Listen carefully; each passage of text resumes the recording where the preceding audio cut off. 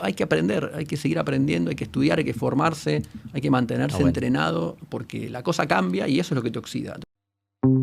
Esto es Mundo IT, un espacio de Nistec, tu aliado en staffing, equipos IT y human skills de época. Gracias por ser parte de esta conversación. Muy bienvenidos a un nuevo capítulo de Mundo IT. Hoy tenemos una conversación muy especial. Estamos conversando con el señor Erico Bemer. ¿Lo dije bien? Excelente. Vamos todavía. Bienvenido a la mesa. Gracias por venir, por aceptar esta convocatoria a charlar. Gracias a ustedes por la invitación. La verdad que muy interesante que tengamos esta charla. Bueno, me alegro y entusiasmado con empezarla. ¿Te querés presentar? Así la gente te puede conocer un poco. Bueno, como siempre, ¿viste? La estructura muy de presentaciones. Datos, opinión. Es un poco de datos, qué sé yo. Bueno, Erico Bemer es mi nombre, 42 años. Papá de Brenda, Emma y Salvador. ¿Emanuel o Emma? Emma, niña. Niña. Sí. Sé que vos estás ahí con algún Emanuel en camino. Por venir. Exacto. No dan los números, ¿no? Tipo 3 hijos y la edad que pareces, pues. Creo que todo fue acelerado en mi vida. Después por ahí charlamos un poco de eso. Vale. Casado con Eleonora, mi mujer. El anillo, exactamente, ¿puedes acá tengo mi anillo. Actualmente trabajando en Banco Galicia, soy el CIO del Banco Galicia. Así que eso es un poquito mi bio cortita. Tu bio cortita, muy bien. Erico, dame más, no de la bio cortita, pero decime cuáles fueron en tu carrera, en lo que vas de carrera, esos aprendizajes o esos hitos o los highlights, ¿sí? Como ahí los títulos para el draft. Bueno, ahí como te decía, de que todo fue un poco acelerado. Yo, soy de formación tequi, desarrollador de software del principio. Mi primer laburo fue, como muchos de nosotros, de soporte técnico de alguna compañía. Y de ahí fue como pasando cosas. Y de muy chico, ya a los 20 años, me tocó liderar equipos. Por circunstancias de alguna compañía más chica, que el jefe desaparece, se va y bueno, hacete cargo. Y de ahí nunca paré y fui cambiando de ahí. Pasé por BNP Paribas Cardif, que es una compañía de seguros del grupo BNP, que ahora fue vendida a la operación en Argentina, pero que tiene operación en todo el mundo. De ahí estuve en Galicia Seguros y de Galicia Seguros salté al Banco Galicia. Bien. En el medio tuve ahí un pequeño impasse que cambié de compañía. Estuve trabajando un periodo muy chiquitito en PMI, que es Philip Morris Internacional, que es el Shared Service Center de Philip Morris acá en Argentina. Un periodo tiny. Bien. Contanos, hay mucho para entrar ahí, pero contanos un poco esta transición de ser soporte técnico a ser CIO. ¿Cómo? ¿Por qué? Yo creo que un poco es por la curiosidad y quizá por ser un poco atrevido y con ganas de hacer todo el tiempo, digamos. Siempre hice más de lo que me pidieron, siempre me encantó meterme, digamos, más allá de lo que eran capaz mis responsabilidades y siempre fui bastante bocón y me fui como metiendo un poco más y desafiando y aprendiendo. Siempre muy, muy, muy curioso, de toda mi vida fui curioso, digamos. He desarmado todo lo que puede haber en un hogar, lo he desarmado. Entonces yo creo que un poco eso, la curiosidad, un poquito la ambición, un poco la ganas de conocer todo el tiempo cómo funcionan las cosas, un negocio nuevo, un proceso nuevo, me llevó a hablar siempre de muchas cosas en espacios donde quizás los que tomaban decisiones de elegir quién daba el siguiente paso, me veían ahí en acción. Y bueno, nada, gracias a eso y un poco y a la confianza que siempre me fueron dando todos mis jefes, todos mis mentores que fueron confiando en mí, y así fue como fui pasando de un lado al otro, capaz que muy aceleradamente hasta llegar hasta donde estoy hoy. Tu corte da con tanta carrera. ¿Qué te da curiosidad hoy? Todo me da curiosidad. Bueno, me da curiosidad la velocidad a la que van cambiando las cosas. Con el tiempo por ahí vas virando y en la medida que te toca liderar más relaciones, vamos a decir, y más personas que proyectos más de campo, te empieza a dar curiosidad cómo interactuar mejor, cómo ser por ahí, viste, un mejor líder, como una persona más cercana, más humana, cómo balancear bien ¿viste? Cuando tenés que hacer un cambio de rumbo, cuando tenés que dar un feedback bueno o malo, con lo que le pasa a las personas. Siempre fui bastante cercano, y de hecho al principio, típica de cuando el toque que sos jefe, que te toca dar una mala noticia, no dormís por 3, 4, 5 noches. Y a pesar de que uno gana entrenamiento en esas cosas y que realmente empezás a separar un poco lo que es la performance de una persona en un laburo de lo que es la persona fuera del laburo, ¿no? Inevitablemente yo conecto mucho con la gente, me involucro. Entonces eso me da mucha curiosidad, digamos, ir Bien. Aprendiendo cómo relacionarme mejor. Ok. Eri, y segunda parte de la presentación tuya, ¿no? Empezaste con datos, edad, pareja, dónde trabajás, roles. Vamos a la segunda parte, que son atributos, ¿sí? O adjetivos o características que vos creas que te describen como líder o como persona. Ya hablaste un poco de la curiosidad, ahora también te metiste en esto de las relaciones, pero ¿qué más? ¿Por qué vos en un stock de desarrollo de soporte técnico vos venías a liderar? ¿Por qué? Yo creo que un poco por audacia, por curiosidad. Creo que, bueno, un poco lo que me pasó toda mi vida es que me gusta aprender de las cosas, y realmente me pasa todo el tiempo. Ahora, nada, estoy en un proyecto personal en búsqueda de una casa para mudarnos, y me pasó de ir a ver algunas casas, y que entre a una casa a verla, y yo ya esté pensando en cómo modificar la casa, aun cuando no sé nada de arquitectura, pero empecé a leer un poco de qué era, ¿viste? Una pared de soporte, una columna, y un poco, y leí un poco, y en mi cabeza yo ya me siento arquitecto, ¿no? Lejos estoy de serlo, perdona a los arquitectos que vean esto. Pero habla un poco de esa curiosidad de querer saberlo. Exactamente, me pasa eso de que me involucro mucho, aprendo muy, muy profundo, trato de entender cómo funcionan las cosas, y eso por ahí trasladado a las organizaciones, a entender cómo funciona un proceso, cómo eficientizarlo, cómo cambiarlo, cómo romperlo, más allá de la órbita de tecnología, ¿viste? Siempre yendo más a otras cosas, y como siempre fui atrevido para proponer, eso me abrió puertas. Bien. Está bueno como rescate. ¿Y qué andas con ganas de aprender ahora? Además de estos aprendizajes que te vas encontrando, ¿qué tenés ganas de aprender? Que todavía no sabes, ¿no? Obviamente. Bueno, obviamente que un poco trillado, pero... Bueno, yo soy tequi de formación, como te decía, y algo que... ¿Te queda todavía el espíritu tequi? Recontra. Okay. Recontra. Algo que me exaspera, de hecho, ver pasar un término tecnológico y no entenderlo. Entonces, puedo estar en cualquier reunión, y cuando escuché algo en el momento de lo que no sé, y automáticamente necesito meter un alt tab y empezar a googlear y a entender, y rápidamente me armo mis notas para más tarde profundizar en eso, y que la próxima vez, de vuelta, no como un experto, porque imposible a esta altura con tantas responsabilidades y con equipos tan amplios y decenas de proyectos, uno se vuelva especialista pero sin duda que aprendo y me meto muy, muy deep en todos los temas tecnológicos. Y últimamente, desde que estoy trabajando en el banco, yo trabajo en el Grupo Galicia hace casi 7 años, los primeros años en Galicia Seguros, y yo ya venía de un track de trabajar en seguros muchos años. De hecho, mis padres eran productores de seguros, de casualidad de la vida. Y cuando entré a trabajar en el banco, realmente... Yo no entendía cómo funcionaba el sistema financiero argentino, nunca me había dado curiosidad y no había tenido la oportunidad. Y desde que entré hasta hoy, he pasado por todos los procesos, los productos, los modelos de negocio, y es apasionante realmente entender cómo funciona el mundo detrás de una app, ¿viste? Y entender que atrás hay un montón de procesos, personas, interlocutores externos, lo que sea. Es fascinante. Y nada, no sé, no puedo dejar de aprender y preguntar. Sí, se nota cuando lo contás, por lo menos yo lo noto, esa como curiosidad que viene de adentro, ¿no? De querer saber, de querer descubrir. Te pregunto algo, que no puedo dejar pasar, pero vos hablas de esta noción de la curiosidad, de arriesgarte, de ser... ¿Te diste algún palo por esa característica? Sí, todo el tiempo. Primero que, como yo te decía, por bocón y por atrevido, por querer ir un poco más allá. Muchas veces a alguno no le habrá gustado y me habré ganado algún enemigo temporal, por suerte. Nunca fue nada nada permanente.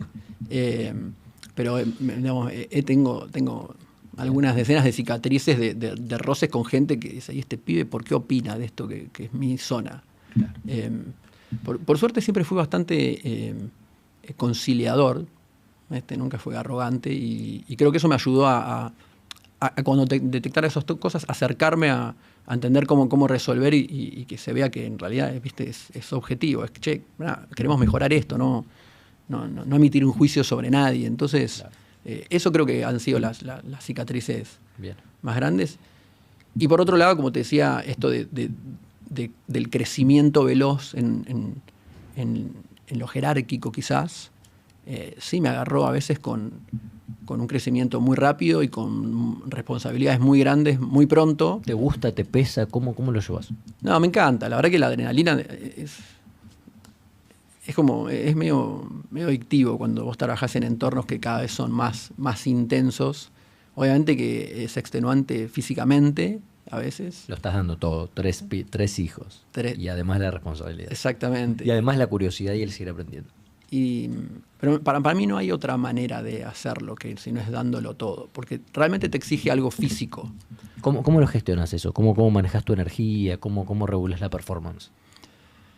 Yo creo que medio como que se autorregula quizás, porque no...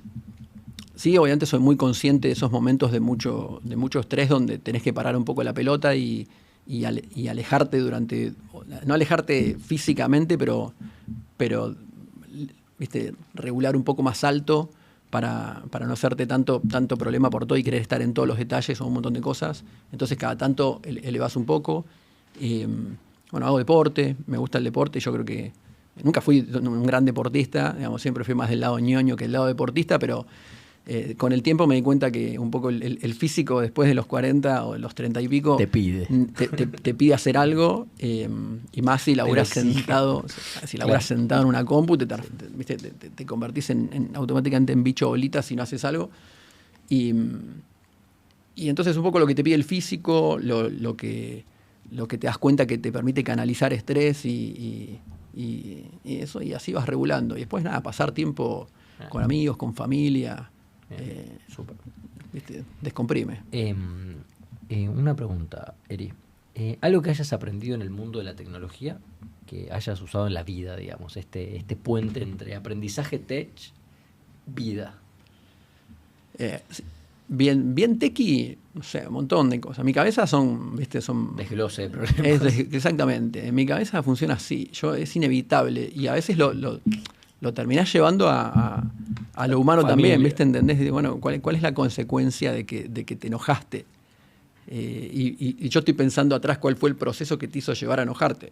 Claro. Entonces, mi formación y mi cabeza funciona de esa manera. Tuve la suerte en algún momento de mi carrera de cruzarme con un coach ontológico que cuando me dijeron, vino mi jefa, me dijo, vení, va a estar Daniel, que le mando un gran abrazo a Dani Rosales, es un genio. Dani Rosales, lo amamos, es un amigo de la casa. Bueno, Dani lo amamos a Dani, fue profe mío también y dimos talleres juntos de Coach IT. Bueno, Dani un grosso.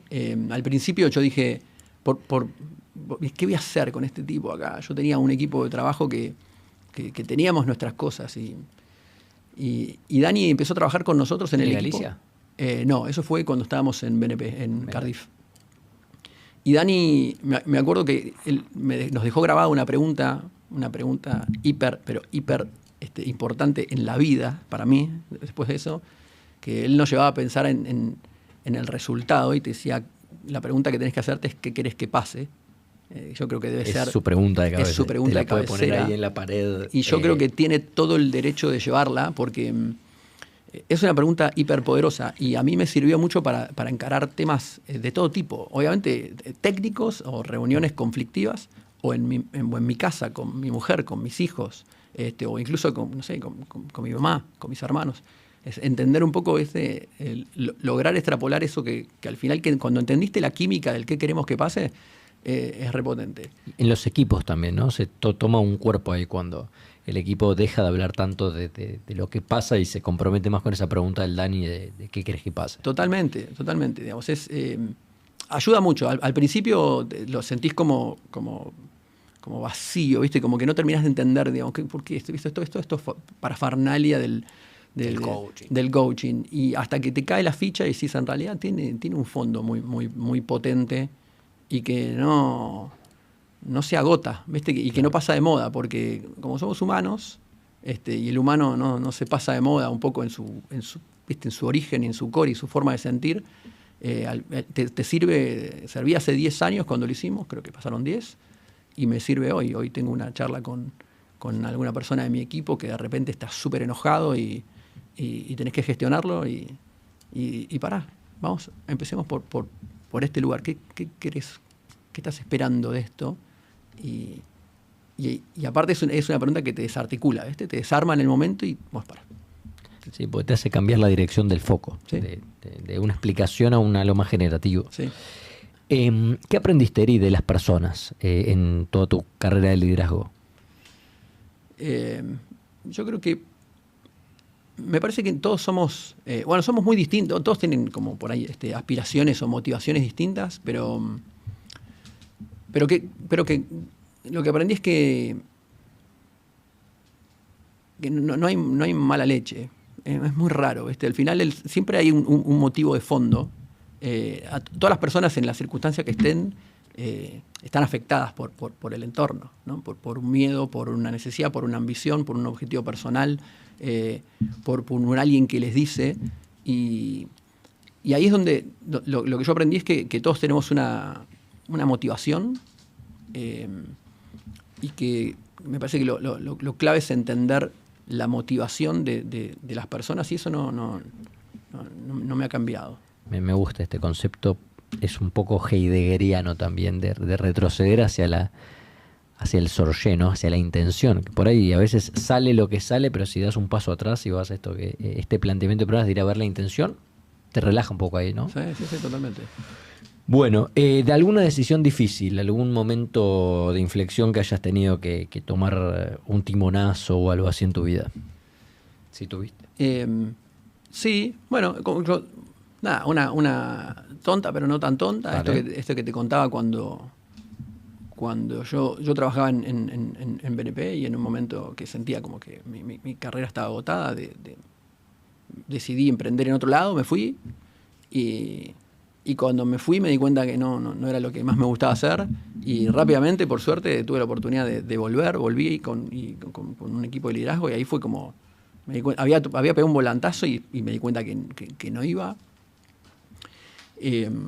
Sí, obviamente en nuestro laburo todo el tiempo tomamos decisiones de riesgo y difíciles, desde todos los días, todo el tiempo. Obviamente cuando armás equipos son decisiones de riesgo, porque vos seleccionas una persona que haces un contrato, ¿no? de que vos vas a trabajar conmigo y en esta organización, pero al final somos humanos, entonces hay un compromiso, un deseo, un miedo, una familia, hay un montón de cosas.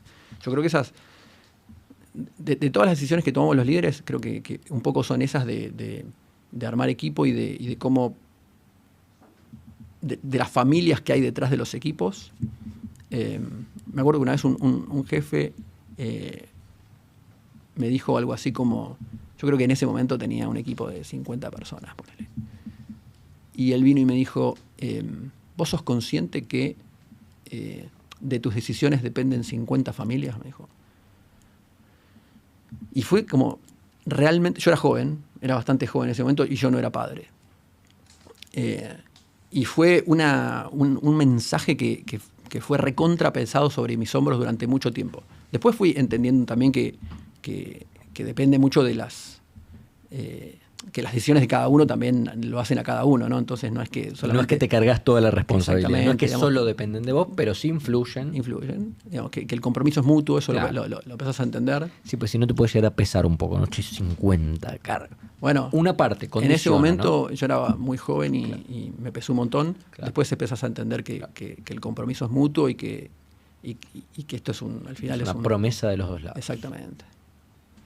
Y después nada, lo que te decía, nosotros tomamos decisiones con mucho riesgo todo el tiempo, y a veces nos equivocamos y nos ponemos algún porrazo tecnológico. Sí. Eri, ¿qué huella querés dejar como líder? ¿Qué te gustaría? Yo tengo la suerte de, no voy a decir todas porque sería verdaderamente muy, muy, muy arrogante, pero casi toda la gente que trabajó conmigo tiene muy buena relación conmigo hoy. Y hace muy poco tiempo me tocó que alguien que había trabajado conmigo mucho tiempo y que después obviamente las carreras nos separaron, hablamos y volvió a trabajar conmigo. Y para mí fue algo, obviamente, en un momento medio como estresante, porque después del laburo nos había quedado una relación y volver a trabajar juntos, después decís, uy, viste, difícil. Pero por el otro lado, nada, me llenó de orgullo que alguien que haya trabajado con vos quiera volver. Claro. Entonces, viste, decís, bueno, o estamos todos locos o algo bien haces. Entonces, digamos, casi todos los chicos o chicas, no importa, digo, que trabajaron conmigo siempre crecieron profesionalmente, se desarrollaron. Los veo hoy todos con puestos copados y con proyectos súper desafiantes y con un montón de responsabilidades. Entonces, del lado por ahí más humano, de desarrollar gente y que crezcan, me encanta eso, que me recuerden, no como un capo de la arquitectura, de la tecnología, no sé, sí, que me recuerden como una buena persona para laburar. Y después desde el, si querés, del legado de donde trabajás, que las cosas que hayas decidido o los cambios que pudiste hacer durante tu paso en la organización, que pueda ser largo o corto, no importa, que realmente cambien y se note que cambiaron el negocio para algo, que ayudaron a construir algo de valor. Eso está bueno, digamos. Pasar intrascendente por un laburo. No es lo tuyo. Es lo que no nos gusta que pase. Claro. Es la negativa, en realidad. Es lo que no querés que pase. Exacto. Eri, va una pregunta con algo de contexto, ¿sí? Nosotros trabajamos bastante este concepto de líder de época, ¿sí?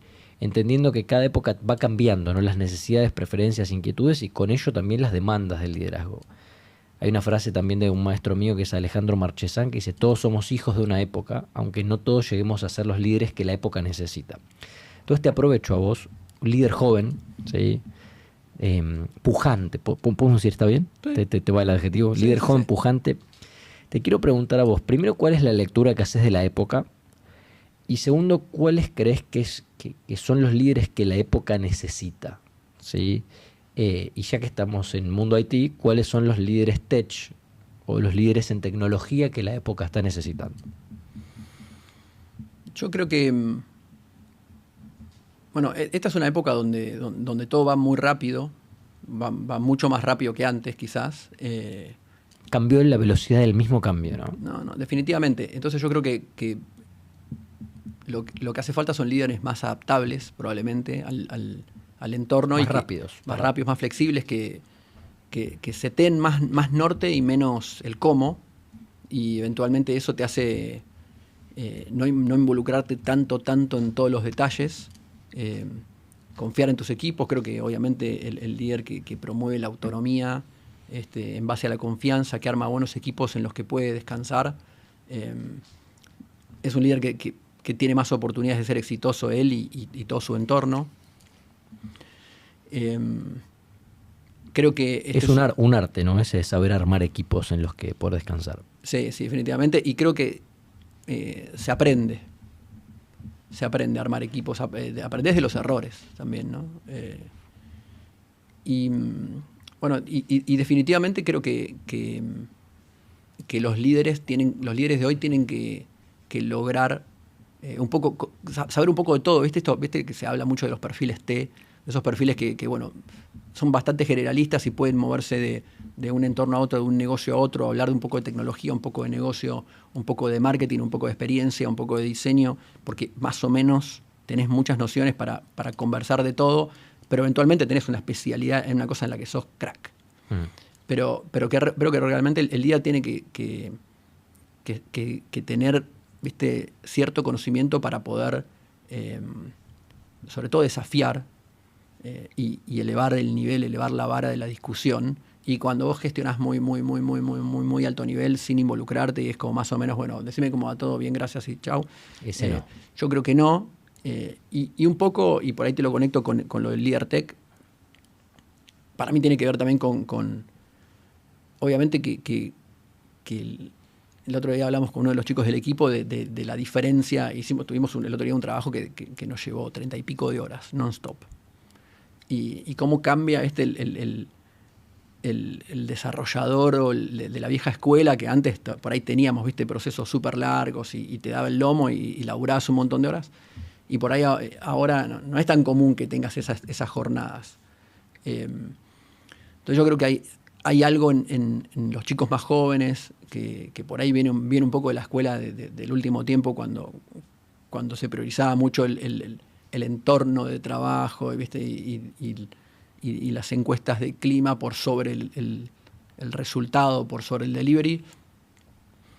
Y yo creo que la responsabilidad y un poco de los líderes de hoy tienen que ver más con no dejar de lado lo que es importante, que es laburar en un buen clima de laburo, cuidar de la gente, entender que bueno, somos todas personas, etcétera, pero también que digamos, no relegar el objetivo y que no dé lo mismo. Claro. Y que no dé lo mismo llegar que no llegar. Bien. Hay que laburar mucho con eso. Bien, estás trayendo buenos tips ahí para rescatar después como puntos importantes.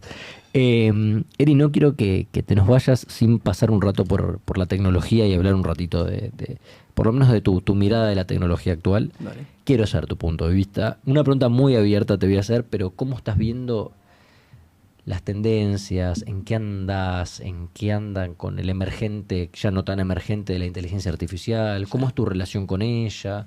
Si lo consideras un cambio de época tan radical o una herramienta más dentro de un devenir de desarrollo tecnológico. Lo que quieras compartirnos, momento abierto de tecnología.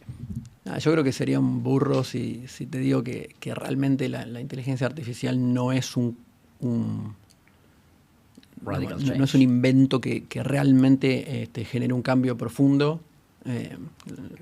Es bastante trillado, pero viste que se habla mucho de que estas tecnologías de propósito general, como la electricidad, como Internet, que hoy muchos dicen que la inteligencia artificial está dentro de esa categoría porque son esas tecnologías que se pueden usar para muchas cosas y para potenciar un montón de cosas.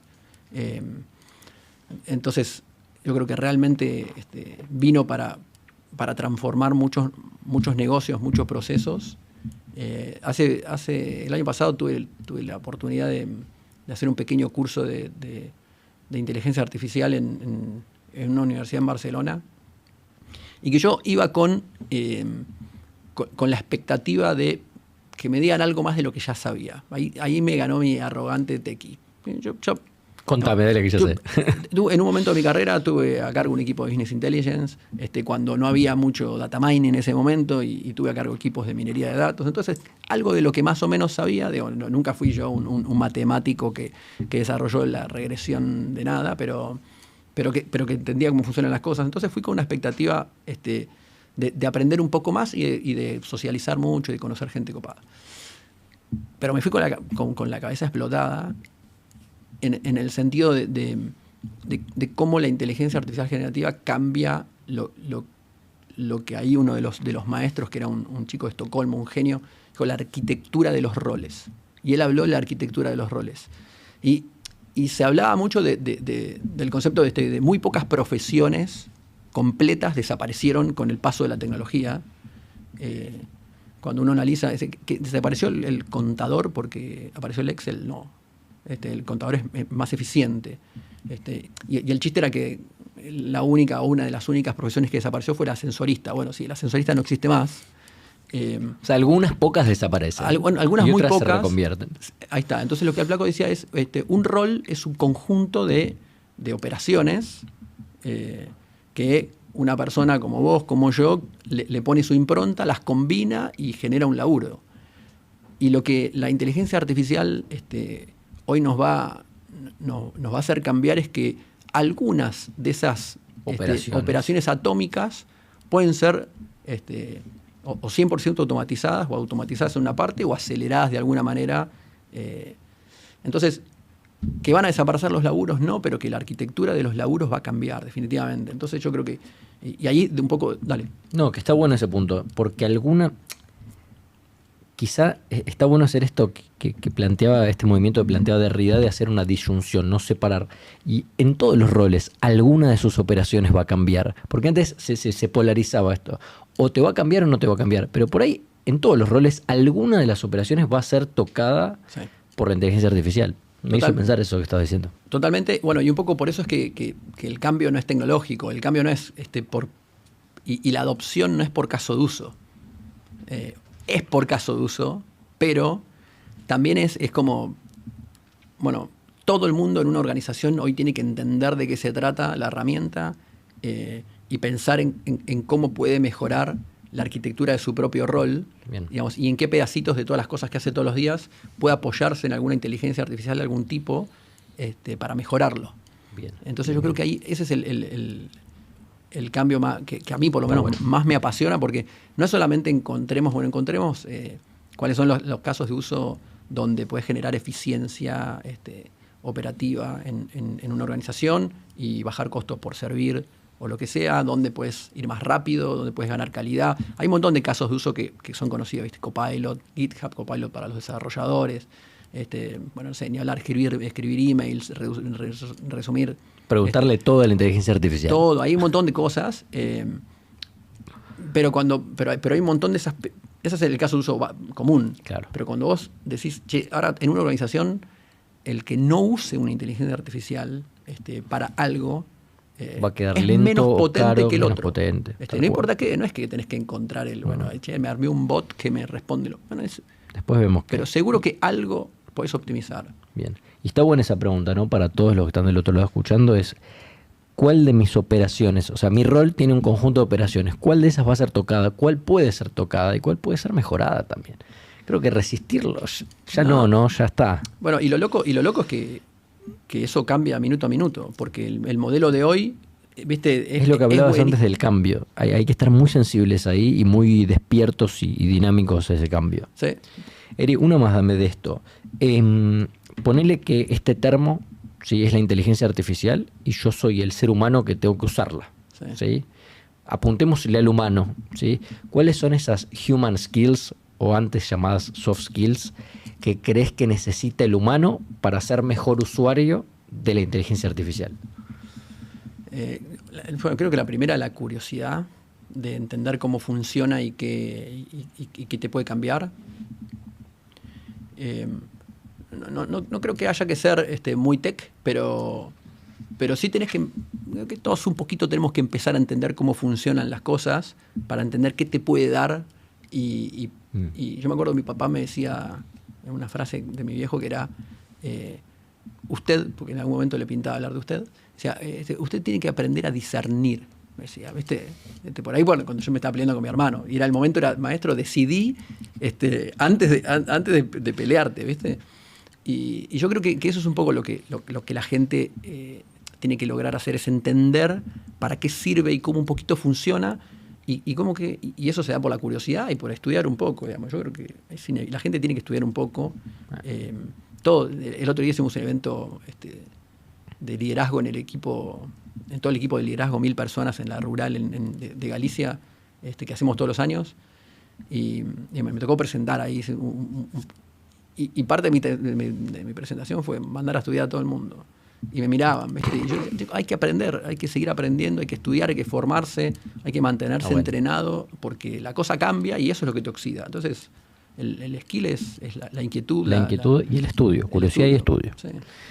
Eri, tengo un juego para hacer con vos antes de cerrar, ¿sí? Que es un ping-pong. Dale. Te tiro un par de consignas random y vos me respondes lo que veremos quieras. Dónde nos lleva. Si pudieras tener un superpoder, ¿cuál sería? Qué pregunta. Me gustaría hacer más alegre a la gente. Porque yo soy un convencido. Te dije uno muy, muy soft, ¿no? Muy, muy romántico, pero realmente creo que yo uso el humor todo el tiempo. No, creo que el humor es una gran, pero gran herramienta. También para el aprendizaje, ¿no? Para o todo. sea, aprender, sí. Para todo. Bueno, obviamente que hay una noticia mala, no la puedes dar riéndote, ¿no? Digamos, sería un absurdo, pero yo creo que a través del humor hay situaciones tensas que las podés destensar. Y yo creo que cuando uno está contento, cuando uno disfruta lo que hace, y a eso me refería un poco con el tema de la alegría, creo que te cambia el humor, te cambia el dolor de estómago, te cambia el punto de vista, laburás mejor, te da más energía. Y obviamente en todos los planos, ¿no? En el laburo, en casa, todo. Entonces, bien. Vamos con otra. Si pudieras tomarte un café con alguna personalidad histórica, algún famoso, algún personaje del mundo, ¿con quién sería? Yo me tomaría... Mirá, re loco, ¿eh? Yo soy un burro de historia, ¿eh? No sé nada de historia. Siempre fui muy mal lector de libros, de cosas grandes. Tenía como la sensación de que el libro grande no lo terminaba nunca. Empecé a leer más de grande para poder dormir. Cuando estaba muy estresado, leía un libro y me torraba. ¿Querés recomendarnos un libro ya que estás? Uno que te haya marcado. Soy muy novelero. Me gustan mucho más las novelas que los libros. ¿Alguna puntual? Hay toda una saga de un... Harry Potter. No. Bueno, no leí Harry Potter. Bueno, en toda la saga de Dan Brown los leí todos, me encanta el pibe, me parece un genio cómo combina. Pero me enganché mucho con una saga de un criminólogo forense que se llama Sebastian Bergman, que es el personaje, el autor es Rosenfeld, es un sueco, es una novela negra muy copada, no sé. Súper interesante cómo combina, porque al final habla un poco de es un equipo, un equipo forense que con personalidades muy diversas, y cómo van abordando cada caso. También habla mucho de cómo trabajar en equipo, de cómo fluye la cosa. Es muy interesante. Volvé al café ahora. Al café, no sé, creo que me volvería... Me tocó estar en Boston hace un tiempito por algún evento tech que fui a Boston, y paseando me encontré que había una estatua de Sarmiento en un parque en Boston. Y obviamente... ¿Sarmiento? ¿Domingo Faustino? De Domingo Faustino Sarmiento. Y dije, ¿qué hace Sarmiento acá en una estatua de Boston? Después un poco relacionás Sarmiento, el estudio, las universidades, Boston y todo su... digamos, las universidades que hay en esa ciudad, que son grandiosas, y yo me sentaría por ahí a tomar un café con el tipo para entender cómo fue que realmente la vio y pensó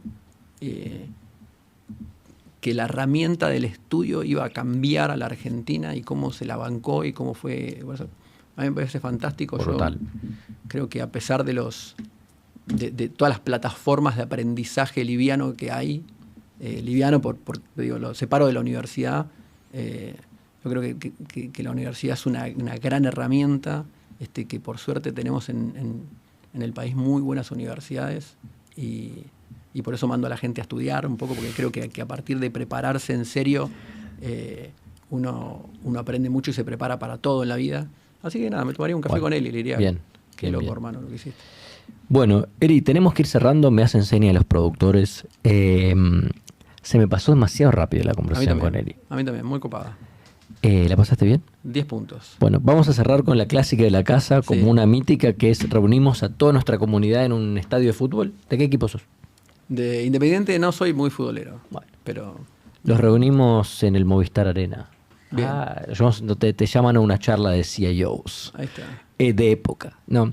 Y te dan el micrófono y tenés un ratito para darles un mensaje a toda esa gente que por ahí está del otro lado escuchando, está dando sus primeros pasos en IT, programadores, consultores, analistas, no sé, lo que vos quieras, y tenés el mic para decirles lo que quieras. Me gustó lo del Movistar Arena. Mirá, cuando yo vi otras entrevistas y la analogía del estadio de fútbol, yo decía, si me convertís en un estadio de fútbol no te sé decir ninguno, pero seguro que si la comunidad sigue creciendo y sigue creciendo, ya no te alcanzan los estadios, entonces lo podés medir en shows. Ahora es un Lollapalooza, un Movistar Arena. Ya vas por un Quilmes Rock. Me gusta eso. Vas por un Quilmes Rock. Para cambiar un poco ya el estadio de fútbol. Ya está, bueno. Chao, ya fue el estadio de fútbol. A partir de ese punto de inflexión en el ciclo. Increíble. Te dejé mi huella. Dale. ¿Qué le diría? Yo les diría que no... digamos, que no relajen en el sentido de un poco de sus deseos y un poco de lo que hacen delivery. Creo que no da lo mismo, es que dejen huella, que lo que hagan lo hagan con pasión, que cuando uno nivela para abajo se expande como un virus. Entonces, que en lo que hagan quieran siempre ganar y ser los mejores. Bien. Que no relajen, me gustó también. Que no relajen. Porque sí, está bien. Yo tengo esa frase, la usamos mucho y yo la repito mucho y calculo que algunos se va a reír de esto, pero la frase de que no da lo mismo está buena, porque no da lo mismo hacerlo más o menos que hacerlo bien. No da lo mismo jugar por jugar que jugar para ganar. Bien. Y eso te cambia. Bien. Gran punto. Bueno, Eri, de corazón, muchas gracias por haber venido a la mesa. Gracias a todos los que están del otro lado. Ojalá que la hayan disfrutado. ¿Vos la pasaste bien? 10 puntos. 10 puntos. De verdad, muchas gracias por venir, por esta conversación y por abrir tu mente y corazón para todas estas señales que creo que nos regalaste, que a mí me encantaron. Bueno. Nos vemos en la próxima. Dale. Un abrazo muy grande. Muchas gracias. Hasta luego.